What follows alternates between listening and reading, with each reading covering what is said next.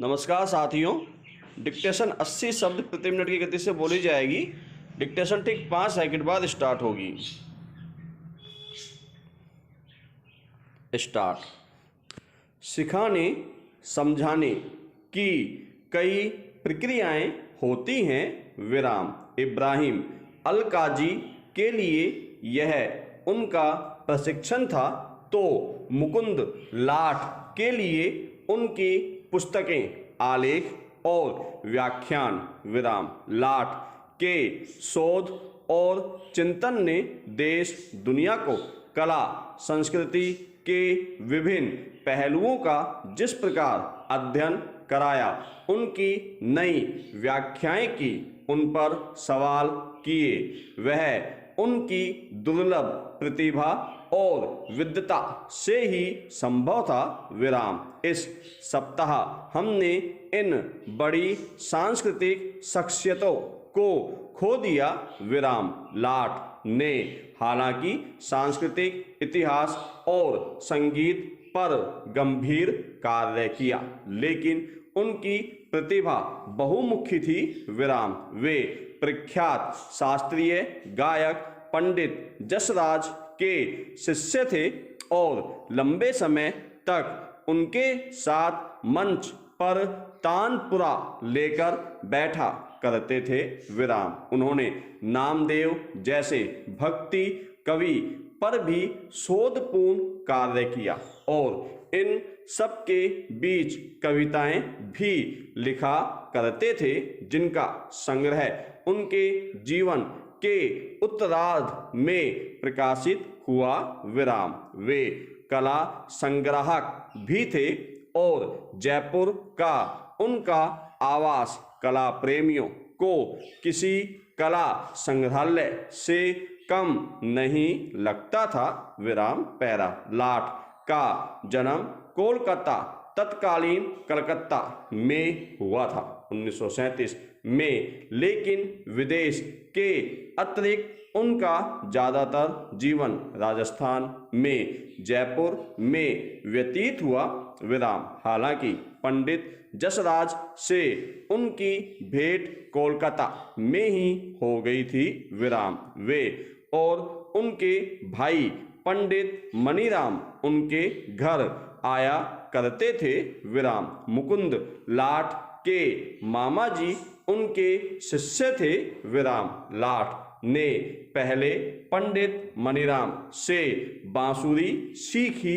विराम। पंडित जसराज से उनकी दोस्ती थी, जो बाद में गुरु और शिष्य के रिश्ते में बदल गई। विराम। संगीत से लगाव तो आरंभ से ही था ही।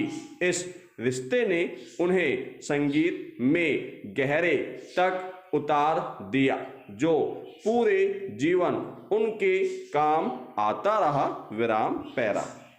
लाठ के संगीत पर शोधपूर्ण कार्यों का आरंभ दत्तीलम से माना जा सकता है, जो उन्होंने बर्लिन में शुरू किया था। विराम। बर्लिन की एक संस्था वैश्विक संगीत पर कार्य कर रही थी और अपने परिचितों के जरिए लाठ का इस संस्था से जुड़ाव हुआ, जिससे वे वहां पहुंच गए। विराम। यह प्राचीन ग्रंथ दत्तिल द्वारा रचित है और इसमें उस संगीत का विवेचन है जो साम और राग संगीत के बीच का माना गया है। विराम। यह संगीत इन दोनों प्रकार के संगीत के बीच न सिर्फ एक सेतु बनाता है, बल्कि यहीं पर पहली बार छंदबद्ध संगीत से आगे बढ़ते हुए संगीत ताल के संपर्क में आता है। विराम। इसे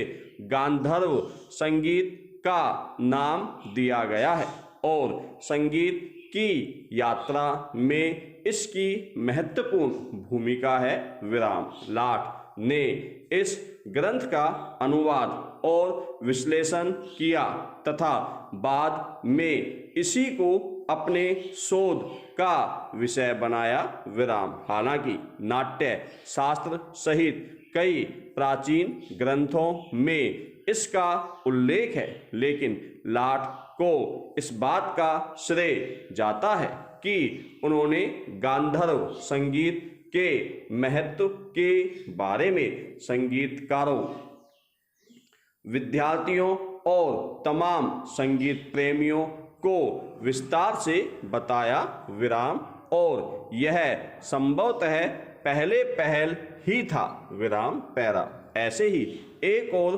दुर्लभ ग्रंथ को भी प्रकाश में लाने का श्रेय उन्हें मिला, जो हिंदी में लिखा 17वीं शताब्दी का अर्धकथनाक है विराम।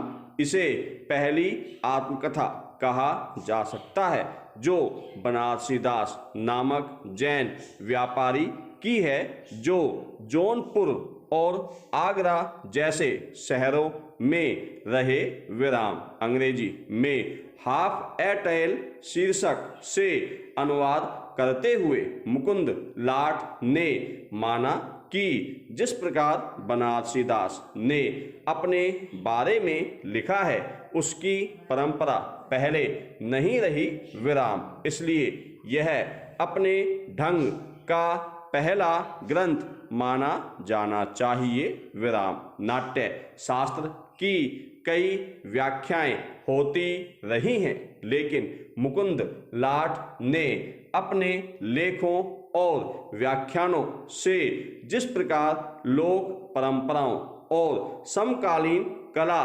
प्रवृत्तियों को उससे जोड़ा है, वह उनके शोध और चिंतन से भी संभव हो सका विराम। उन्होंने तमाम प्रचलित लोक शैलियों की जड़ें वहां तलाशी हैं और अपने तर्कों से उन्हें सिद्ध किया है विराम। इसी प्रकार उनका एक महत्वपूर्ण कार्य निर्गुण संत नामदेव पर है विराम। उन्होंने नामदेव पर शोधपूर्ण कार्य करते हुए द हिंदी पदावली ऑफ नामदेव ग्रंथ तैयार किया विराम। यह कार्य उन्होंने बेल्जियम में रहते हुए प्रोफेसर विनंड कालावर्थ के सहयोग से किया विराम। संस्कृति, नाट्य और संगीत पर उनके अन्य ग्रंथों में संगीत एवं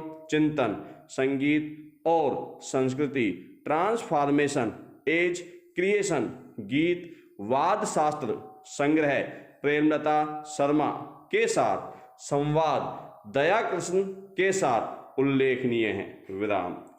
पैरा लाट मानते थे, हम अपनी परंपरा में विचार करते हुए भी पाते हैं कि हमारे विचार के अपने अलग प्रश्न, अपनी जिज्ञासा, अपने सरोकार होते हैं, जिनमें रहते हुए भी हम परंपरा में रहते हैं विराम। मैंने परंपरा के भीतर से विचार किया है, पर विचार की प्रक्रिया स्वरूप से ही आत्मालोचन की भी प्रक्रिया होती है, प्रश्न उठाती है, विवाद करती है, अपना अलग पंथ भी अपनाती है। यह विचार का स्वरूप ही है विराम। परंपरा में रहना केवल पीछे देखना ही नहीं होता, आगे चलते हुए पीछे की शुद्ध लेना होता है। यों पीछे का खंडन, विरोध, ये बढ़त और उपज के ही अंग होते हैं विराम। संगीत और संस्कृति की भूमिका से विराम लाट लंबे समय तक 1973 से 1997 तक जयपुर के राजस्थान विश्वविद्यालय में रहे विराम। उन्हें पद्मश्री, शंकर पुरस्कार, नरेश मेहता वाग्गम्य पुरस्कार, संगीत नाट्य अकादमी के फेलो होने का सम्मान मिला विराम। कवि के रूप में संकोची थे और अपनी कविता संग्रह छपवाने से बचते रहे विराम। उनका कविता संग्रह अनरहनी रहने दो और अंधेरे के रंग बहुत बाद के वर्षों में प्रकाशित हो सके विराम। उनके न रहने पर उनकी कविता की पंक्ति याद आ रही है, इन्हीं पत्तों में कहीं ढूंढना मत, पंख हूँ आकाश है विराम। धन्यवाद साथियों।